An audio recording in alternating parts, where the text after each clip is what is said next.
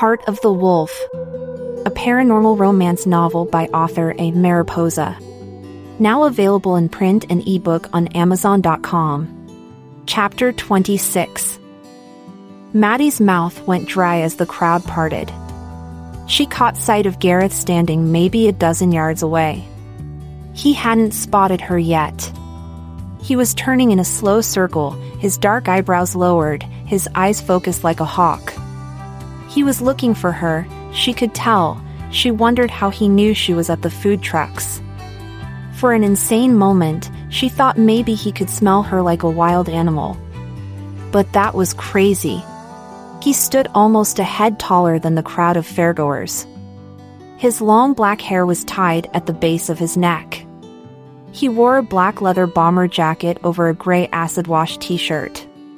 The sleeves of his jacket were pushed up, revealing his muscular, tatted forearms. A silver watch and a variety of leather bracelets adorned his left wrist. From the waist down, he wore dark blue, distressed jeans and black leather combat boots.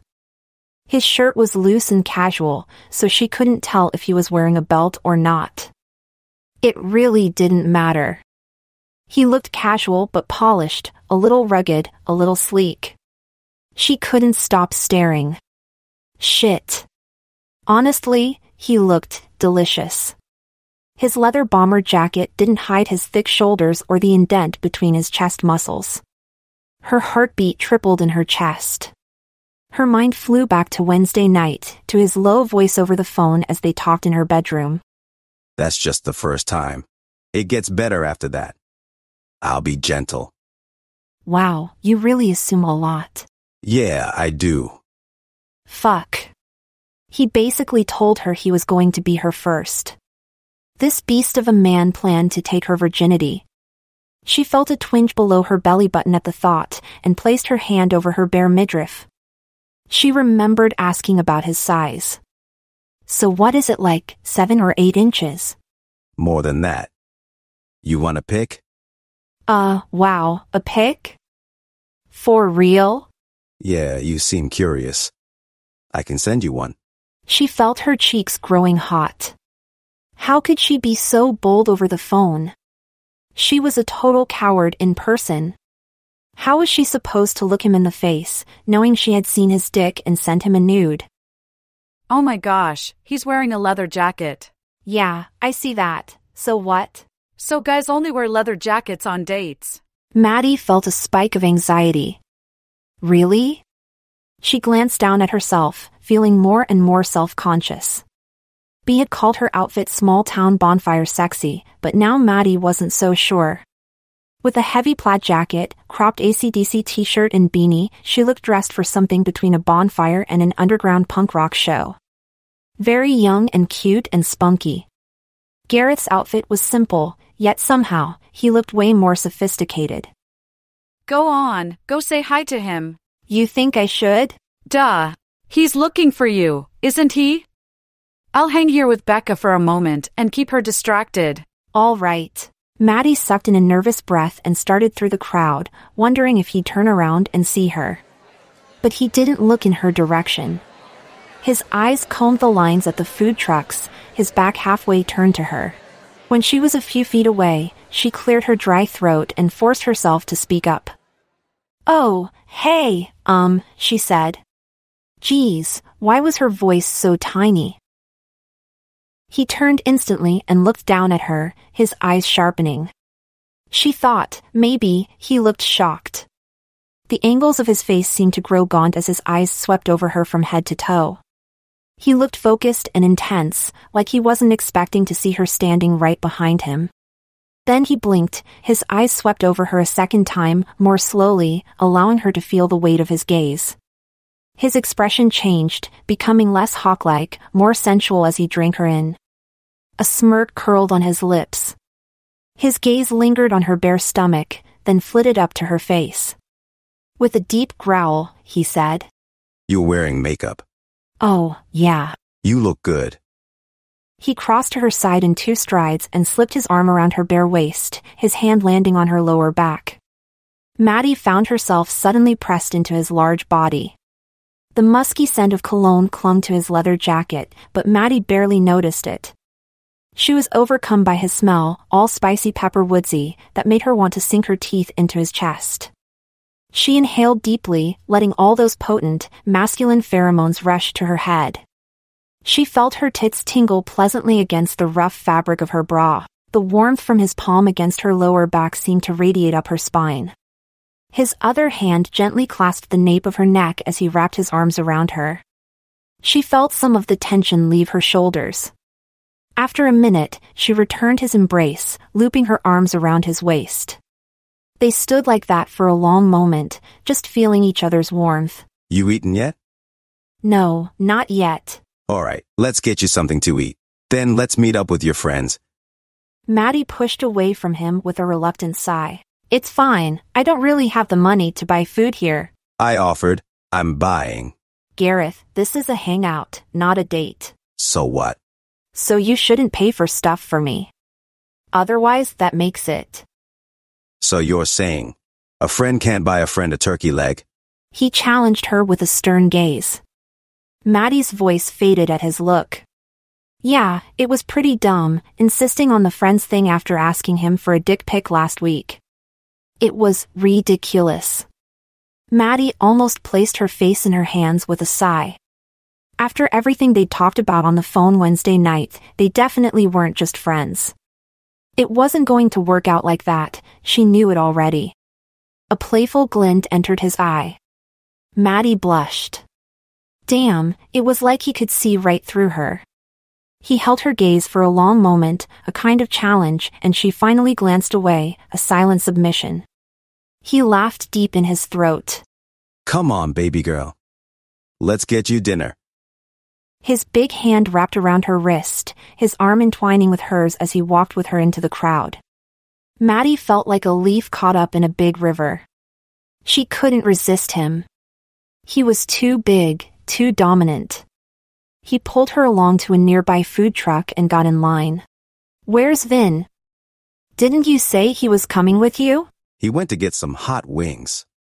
He's around here somewhere. Gareth stood very close to her in line and kept her hand clasped in his. Anyone looking would definitely assume they were a couple. He wasn't acting casual at all.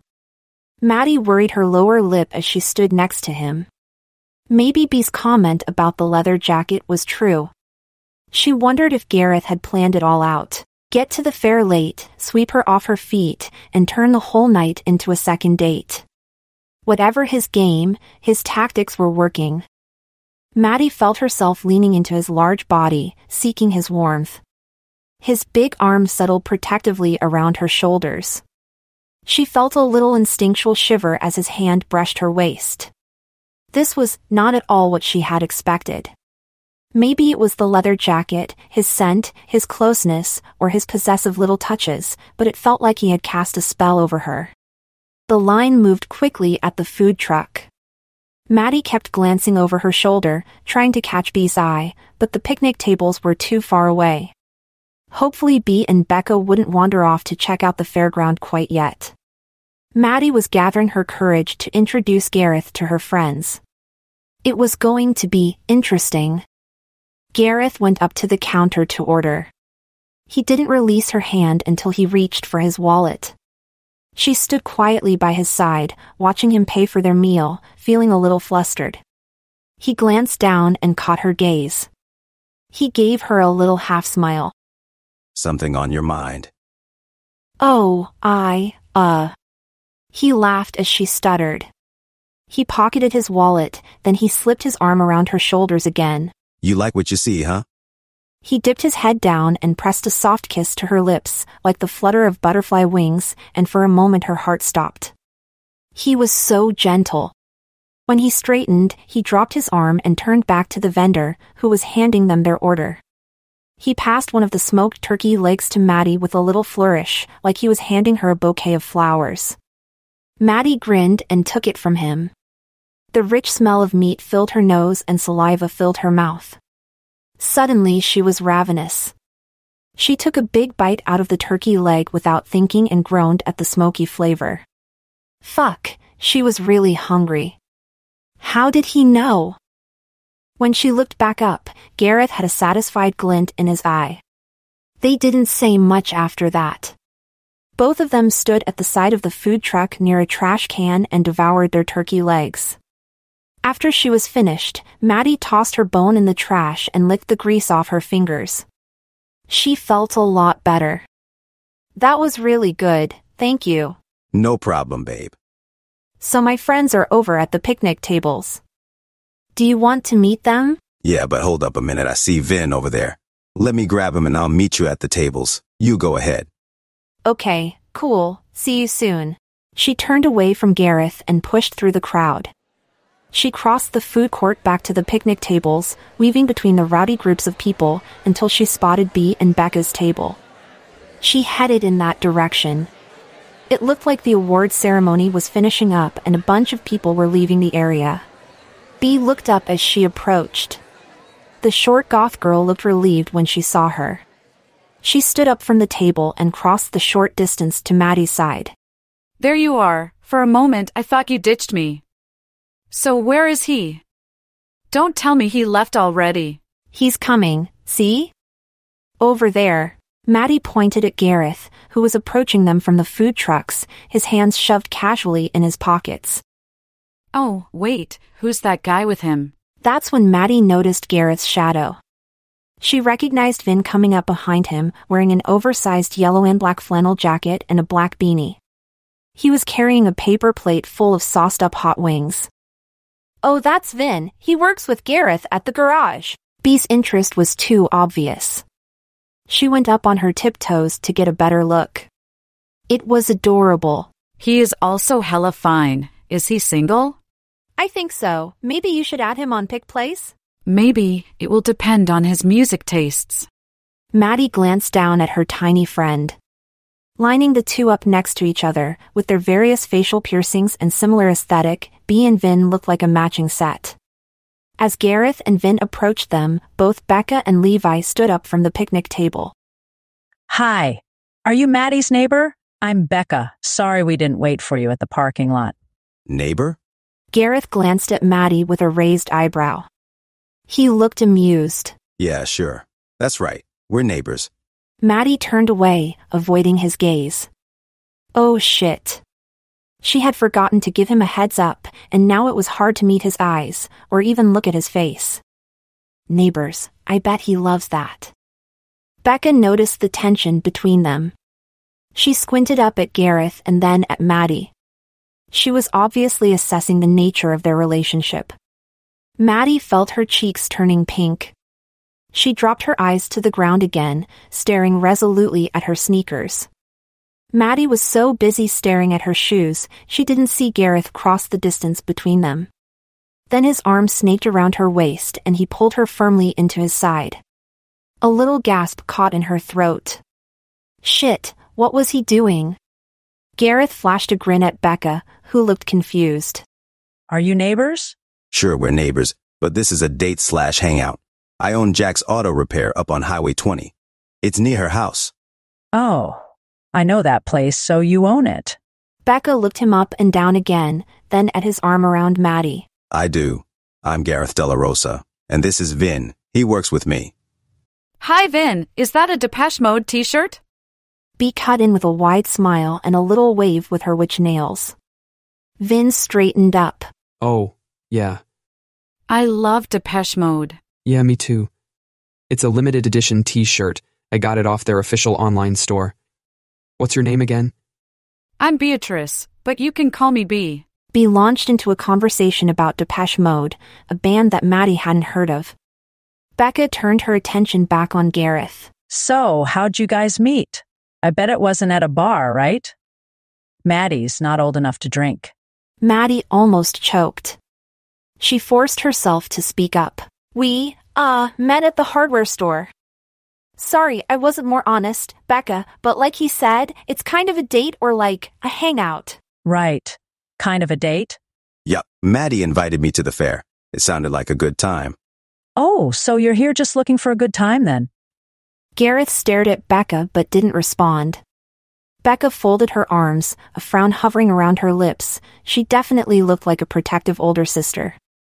Maddy could tell Becca did not approve of their age gap. She was Bee's big sister, and Gareth was older than all of them by a good amount of years. Becca pursed her lips and took a deep breath. It seemed like she had something to say. At that moment, Levi swooped in. Babe, chill. Look, he just came to hang out. It's no big deal. It's Maddie's business, not ours. Then he shook Gareth's hand. I'm Levi, Becca's boyfriend. So do you guys want to check out the carnival games? Yeah. Sounds fun. Becca hooked Levi's arm and they took the lead, strolling through the crowd towards the carnival music and clanging bells. Bee and Vin fell into step behind them. Maddy watched her little goth friend with some amusement. Is this what they call a meet cute? She wondered. Bee was already clinging to Vin's arm. They had only been chatting for 20 minutes. She and Gareth brought up the rear at a more leisurely pace. He kept her hand in his, even when she tried to pull away. She didn't really want to stop holding his hand, but Becca's reaction to him made her a little uncomfortable. She noticed Becca looking back at them through the crowd with narrowed, suspicious eyes. She sighed inwardly. She should have been honest from the beginning. In a moment of panic, she'd introduced him as her neighbor. Now she was on Becca's bad side, and that made her uncomfortable. It was supposed to be just a hangout. She reminded herself. She hadn't planned on Gareth sweeping her off her feet with a turkey leg and a leather jacket. She noticed Gareth seemed distracted. His eyes kept scanning the crowd. Was he looking for someone? She couldn't tell. Maybe he was feeling nervous? No, that didn't seem like him. Whatever his reasons, he seemed extra alert and unusually tense. Maddy wondered what had him so worried. She wanted to reach out and touch him somehow, but she couldn't find an excuse. He noticed her little glances and asked, Did you have a good day at school? Yeah. It was school, so you know, whatever. Gareth flashed her a grin and she felt herself blushing. Those eyes. They glinted the color of honey. There was something intimate in his look. She felt a delicious little twinge somewhere behind her belly button. Damn, his look alone made her blood hot. A large family with a bunch of kids cut in front of them. For a moment, she and Gareth were isolated from the rest of Becca's group. He leaned in close to her. His hand slid beneath her flannel jacket and brushed over her bare waist. Maddy jumped. He leaned in and growled close to her ear. Is that shirt meant to torture me? Yeah, actually, yes it is. That's not very neighborly of you. Maddy knew he meant to tease her, but she felt a little embarrassed over the whole thing. I didn't know what to tell Becca. So you introduced me as your neighbor? Yeah, Did that bother you? He was quiet. Oh, wow, yeah. It bothered him. Maddy started to feel bad.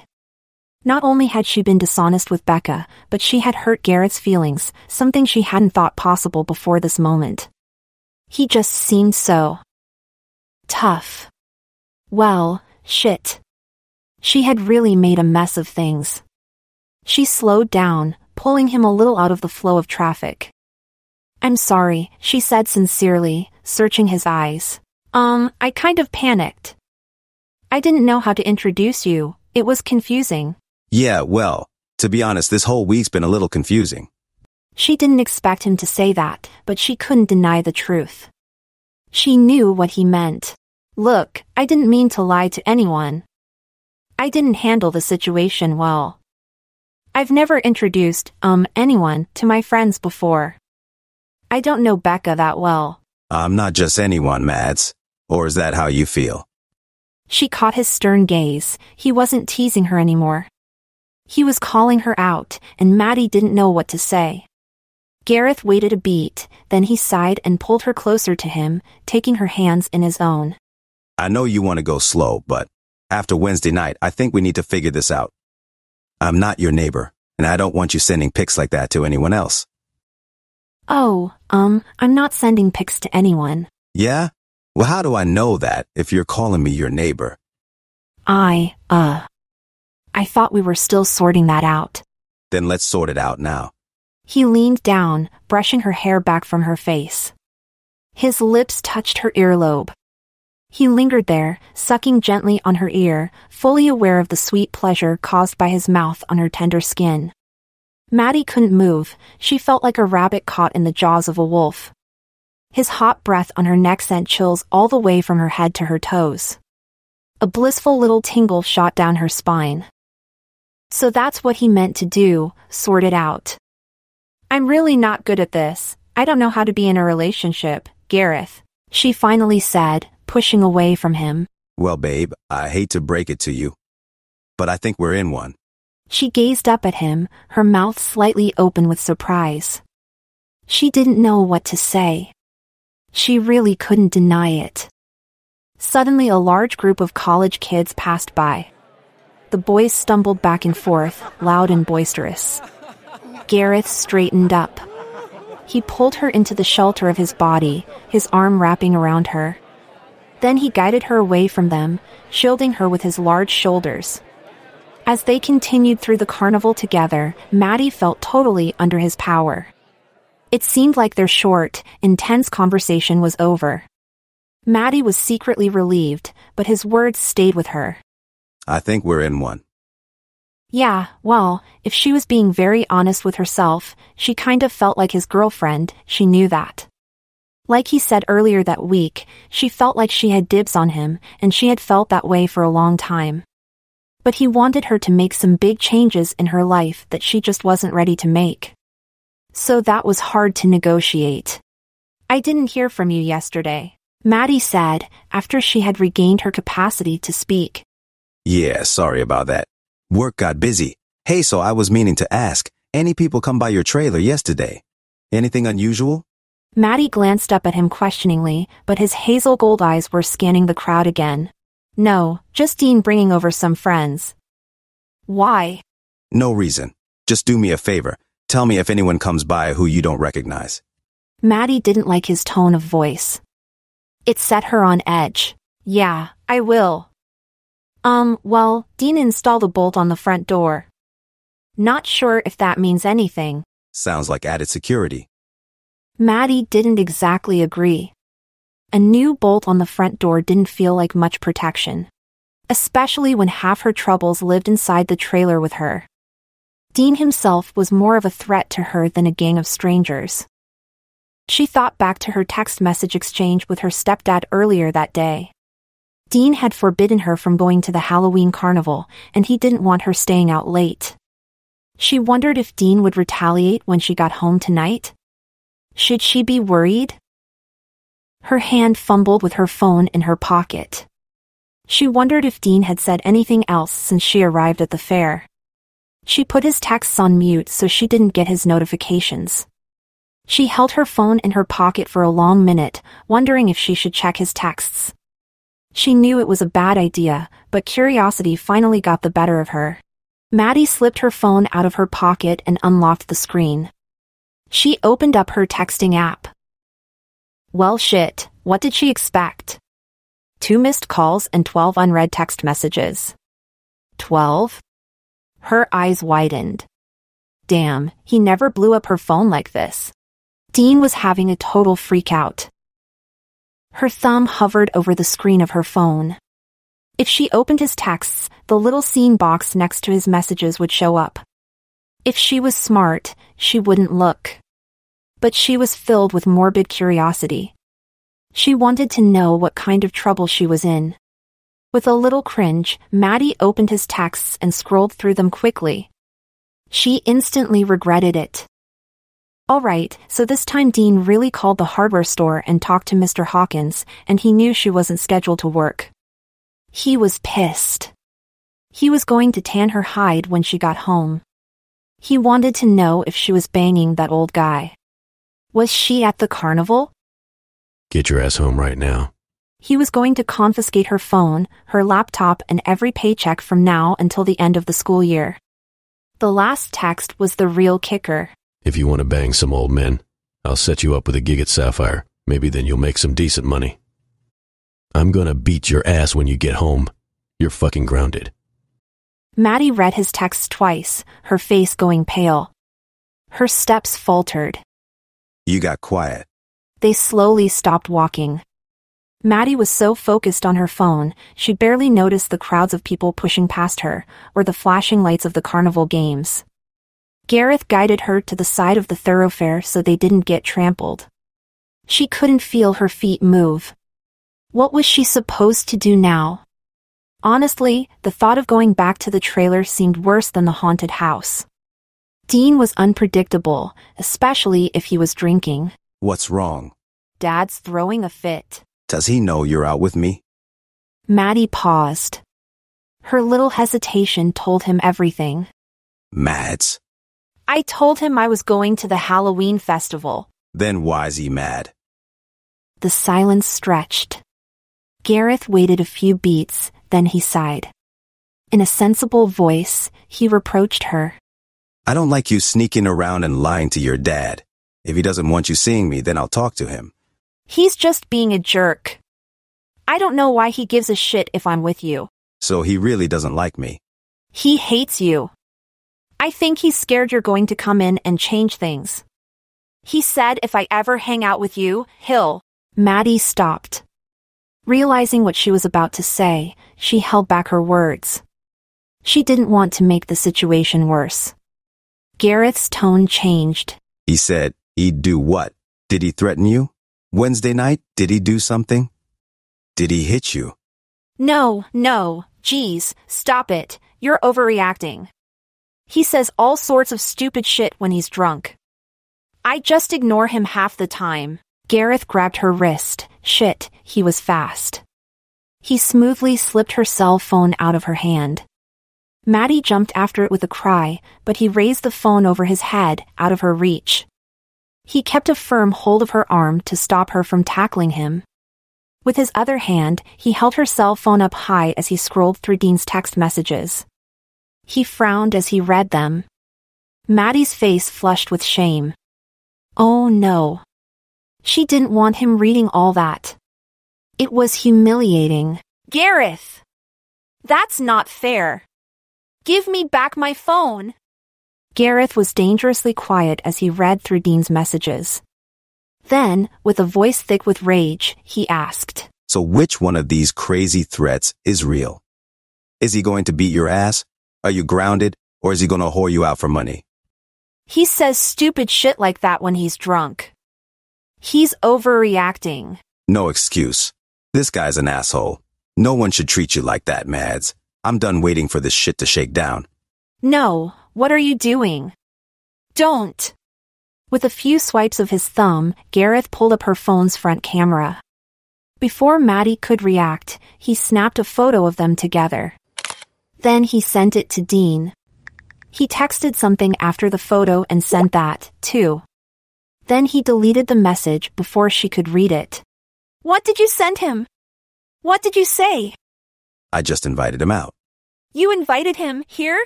Yeah. Like I said, I want to talk to him. What the hell? Why did you do that?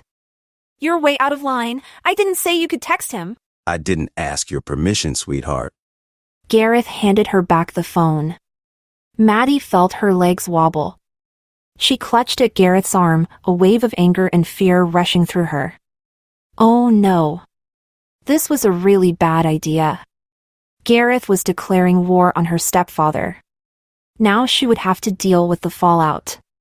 Would Dean actually come out to the carnival? If he showed up, what would he do? And what about afterwards, when she went home?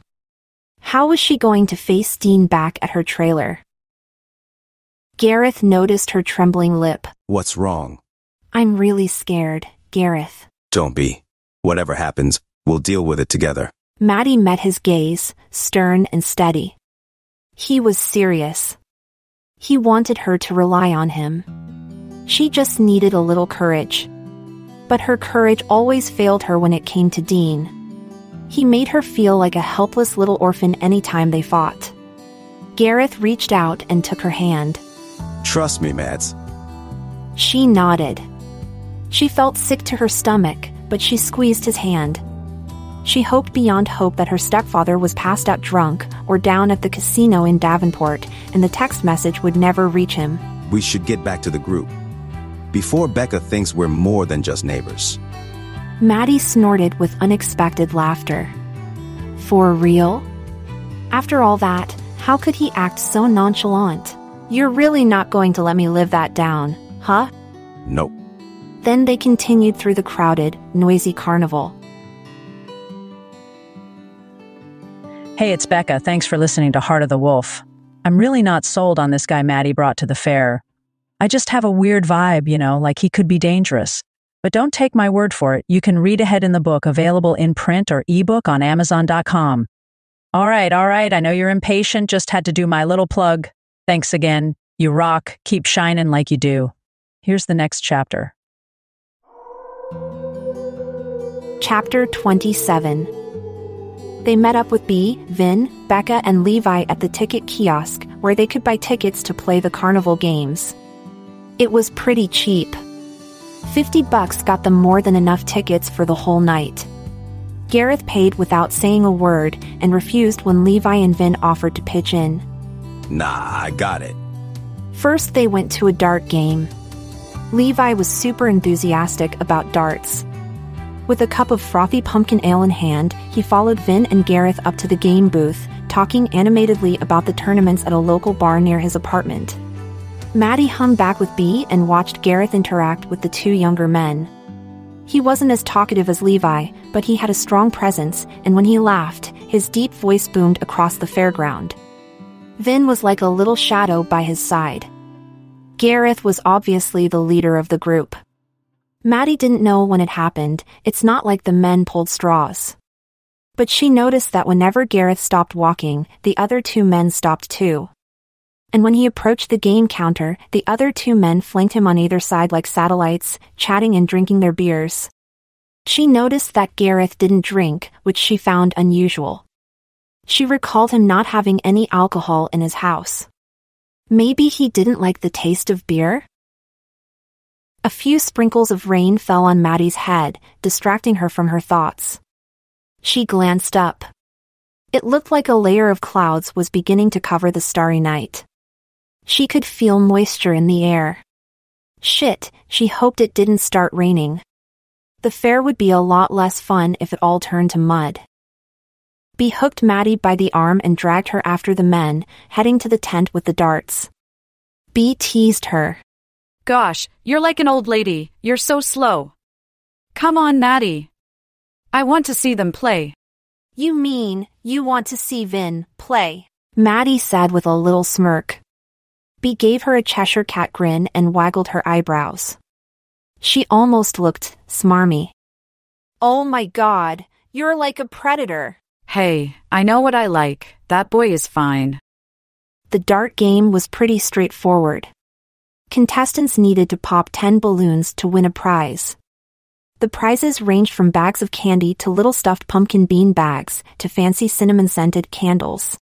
Becca joined the three men at the booth, and the dart throwing quickly became competitive. Balloons popped like crazy. Becca howled when she missed her last throw. Surprisingly, Vin came in first place. He won a bag of Halloween candy. Maddy watched out of the corner of her eye when he offered his candy to Bea. She wasn't an expert at romance, but it seemed like a good sign. I'm surprised you didn't win, she said to Gareth with a little teasing grin. He quirked an eyebrow at her. Can't win every game, Mads. Then you won't make any friends. Oh, is that right? Yup. That's how it works. She laughed. Next they played High Striker, the classic strongman game with a hammer and a 20-foot pole. Maddy held Gareth's jacket as he picked up the big hammer, which was almost as long as she stood tall. Her mouth went dry as she watched his muscles ripple across his wide shoulders. He brought the hammer down with a two-handed swing on a loaded platform. The force of his swing sent a little metal puck sailing up a 20-foot pole, where it hit the bell at the top. A bunch of orange lights went off, and a group of college kids started cheering nearby. Vin and Levi looked a little intimidated as they took the hammer from Gareth. They each gave it a swing, but they couldn't get past the 10-foot mark. Bea whistled. Those are some loaded guns. What do you mean? His arm's silly, not real guns. Oh, right. Maddy laughed weakly. The prize for winning the strongman game was a little enamel pin that read Beaumont Farms and 2 vouchers for free pumpkin ale, which Gareth gave to Levi. He and Becca looked excited, and they headed for one of the drink stands that dotted the fair. Maddy wondered at that. She felt a little self-conscious. Maybe Gareth wasn't drinking because of her? Even Becca was having a hard cider. She noticed Bea sipping discreetly on a little metal flask she slipped out of her black jacket. She watched Bea pass the flask to Vin. When Gareth joined her side, Maddy felt the need to say, "Hey, just thought I'd let you know, I don't care if you drink. You can have a beer if you want." I know. He swept up her hand in his own, surprising her. He raised it to his mouth, sucking briefly on her knuckles. Maddy gazed up at him in shock. She felt a pleasant tingle at his touch. Gareth flashed her a devilish grin, then he started walking down the long row of carnival games at a leisurely stroll, holding fast to her hand. In his other hand, he carried his leather jacket slung over his shoulder. Maddy fell into step next to him, a little flustered. "I mean, don't hold back from drinking just because I'm underage, or whatever." Or whatever? "Yeah, or for other reasons, like my dad." Gareth glanced down at her with a bemused expression. He didn't answer her right away. They walked in silence for a minute, then he said, Actually, I'm sober for other reasons. "What, really? So you don't drink at all?" Nah, I don't drink. She gave him a suspicious glance, unable to keep the worried look off her face. He noticed her expression and laughed. Don't look at me like that. I wasn't hiding it from you. It just never came up. "All right, well, I noticed you didn't have any alcohol around your house, so did you quit drinking? Like, were you a heavy drinker before?" Nope, I got an allergy. "Are you serious? You have an allergy to alcohol?" Yup, dead serious. Maddy bit her tongue. She found that hard to believe, but maybe she shouldn't be skeptical. She reasoned some people must be allergic to alcohol, just like people were allergic to strawberries or peanuts. She thought about that for a moment. She didn't know a lot about drinking besides her dad's habit. She didn't have any personal experience with hangovers or different kinds of alcohol. Then she asked Gareth, "So, how bad of an allergy? Do you break out in hives or something?" He bared his teeth in a wide grin. I turn into a wolf. Maddy groaned. "Not the wolf thing again." For real. I get all hairy and crazy and howl at the moon. "Stop! Oh my God, you're embarrassing me." I know. You're cute. He leaned down suddenly. Maddy gasped, her lips parted, and he captured her mouth with his own. She felt his tongue gently brush against hers, but he kept the kiss brief and chaste for her sake, sensing her shyness. She wasn't used to kissing him in public. She liked it, but she also wanted to hide. As he broke away, his lips grazed the tip of her nose. A swarm of butterflies filled Maddy's stomach. Hey, get a room you too. Bea's voice interrupted them. Maddy pulled away from Gareth with a laugh. She looked over at Bea, who was standing with Vin across the aisle between 2 different stalls. The tiny goth girl was smoking a cigarette while Vin puffed on his vape. She made a little cat paw at Maddy with her long nails. Maddy grinned sheepishly, and Bea stuck out her pierced tongue. Don't forget the condom I gave you. Oh, shit, why did Bea say that so loud? Maddy thought she would disappear in a little poof of steam, her cheeks were so hot. Gareth watched her drown under a debilitating wave of shyness. With a husky laugh, he wrapped his big arm around her shoulders and pulled her into the shelter of his body. Thankfully, he didn't ask her about the condom. She leaned into his warmth as he led the way through the carnival. Together in a group, they tried the ring toss, axe throwing, and mini basketball. Bea and Vin got tipsy off their shared flask, while Levi and Becca drank another round of spiced pumpkin ale.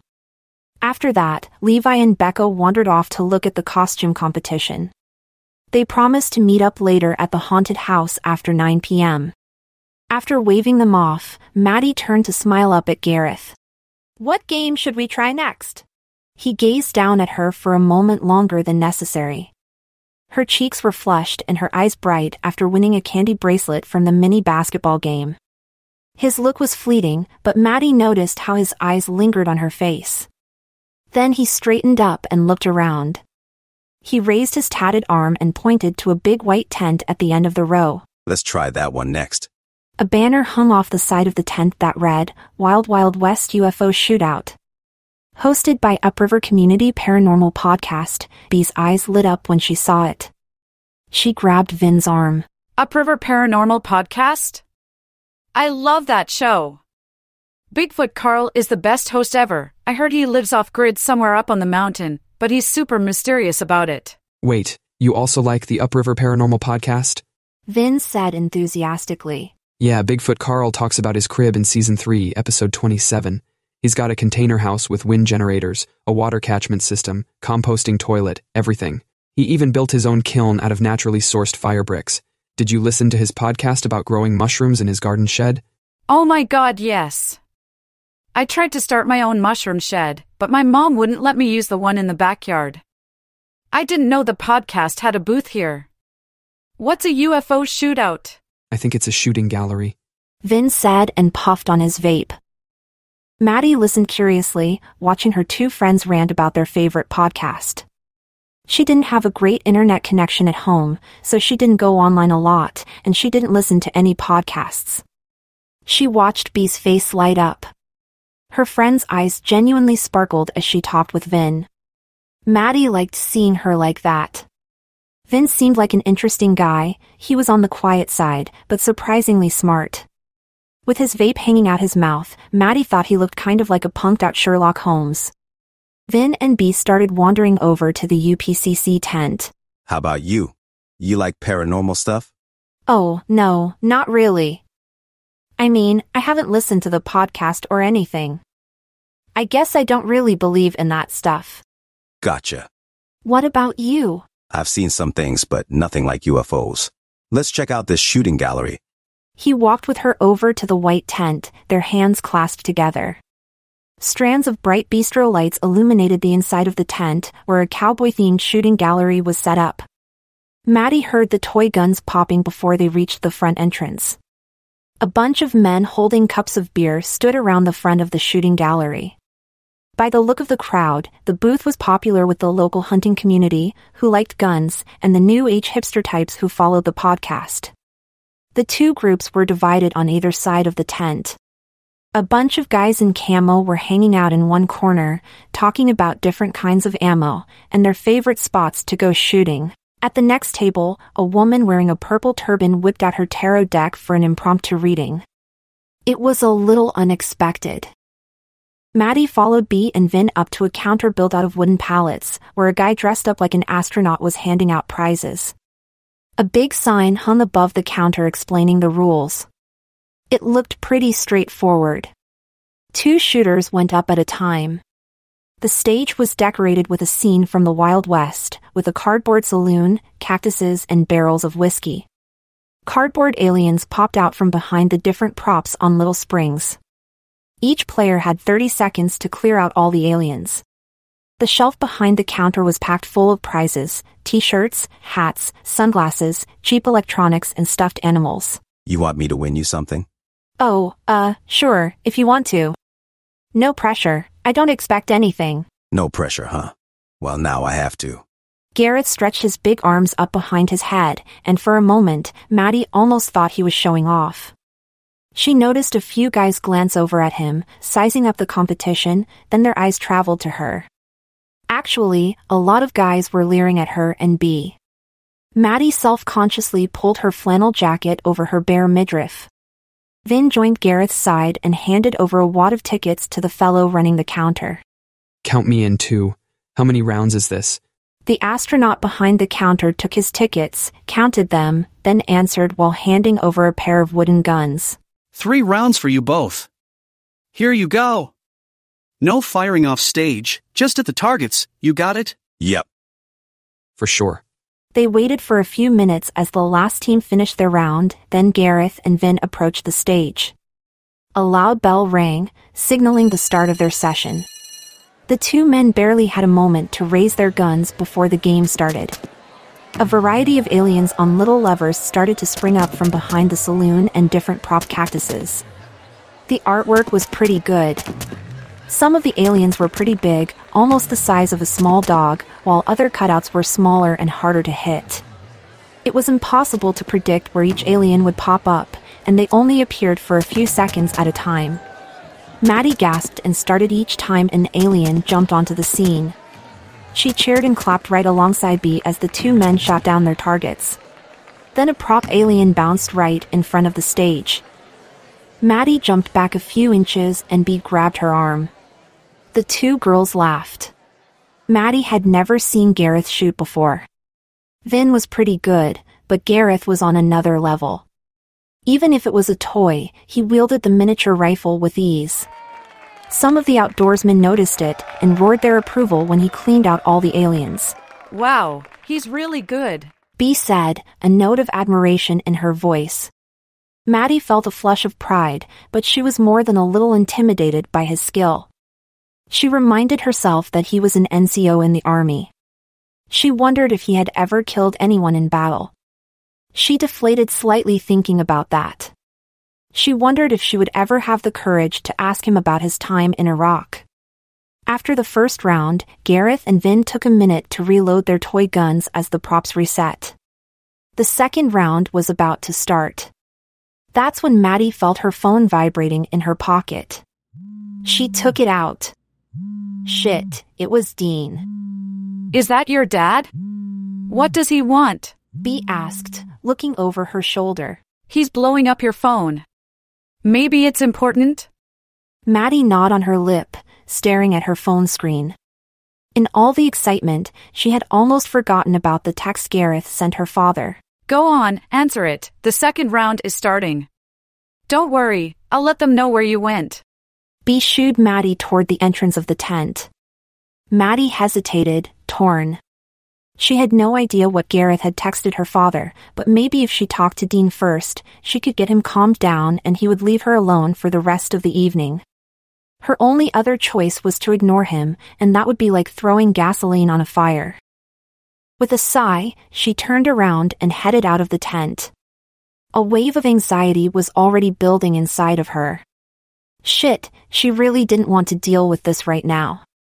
Dean always had the worst timing. Behind her, a bell rang, signaling the start of the second round. The violent sound of popping air rifles filled the tent. Maddy walked outside into the cool night air. She took a deep, steadying breath. Then she picked up the phone on the last ring. Hey, Dad. Where are you? Dean's words were a little slurry, a little muffled. He sounded pissed, as she expected. Maddy tried to stay calm. She didn't want to fight with him. I'm at the fair. Is that guy with you? Well, she couldn't deny it. Gareth had sent Dean a picture of them together. Yeah, he's here, but he's kind of busy. Too busy to talk to your old man? Well, I got that fucking text message and I'm here. Jim gave me a ride from the bar. We're in the parking lot. Maddy paled. You're in the parking lot? Yup. That asshole you're with said he wanted to talk. So I'm here. Let's talk. Man to man. Maddy's hands were starting to tremble. Shit. So Gareth invited Dean to the fair for a little chat. Why? What did Gareth want to talk about? Maddy could take a few guesses, probably the text messages Dean sent to her phone, or maybe he was tired of tiptoeing around her stepdad. Either way, a confrontation between the two men sounded like a terrible idea, especially after Gareth got all warmed up at the shooting gallery. A lot of men around Black River carried firearms, and she knew Jim kept a shotgun in the bed of his Silverado truck. She didn't want a real shootout going down in the parking lot. Maddy tried to keep the tremor from her voice when she answered her father. Look, he's not with me right now, but I can be out there in 5 minutes. Fine. Good. We're out front. Dean hung up. He sounded a little slurry, but he seemed coherent. Maddy sighed and stared at her phone for a moment. Gareth's text must have reached Dean while he was at the beat joint drinking with Jim. He must have finished a few more rounds before deciding to drive down. He was definitely pissed. She didn't know what she would say to him, but she needed to smooth things over somehow. She texted B. "My dad's in the parking lot. I need to go talk to him about something. I'll be right back." Then she started through the game booths. The wind was brisk and chill. Silvery moonlight filtered down through layers of inky black clouds. The sky looked dark and bruised, ready for a storm. She avoided two actors dressed up like zombies who were jump-scaring people. It was almost 9 p.m. and the fairground was packed full of excited fairgoers. It was a little disorienting, trying to navigate the carnival with so many people jostling her back and forth. A few times she got turned around, but thankfully, wooden signs directing people to different areas of the fairground were posted all over. The signs pointed to the food trucks, haunted house, restrooms, etc. Maddy followed the signs that pointed back to the entrance. She walked with her head down at a fast pace. When she reached the main entrance of the carnival, the road widened significantly and the crowd became more spaced out. She jogged the rest of the way through the front gates. "Are you coming back in?" A lady asked as she passed through the exit line. "Yeah, I think so." The lady stamped her hand with an orange pumpkin before waving her through.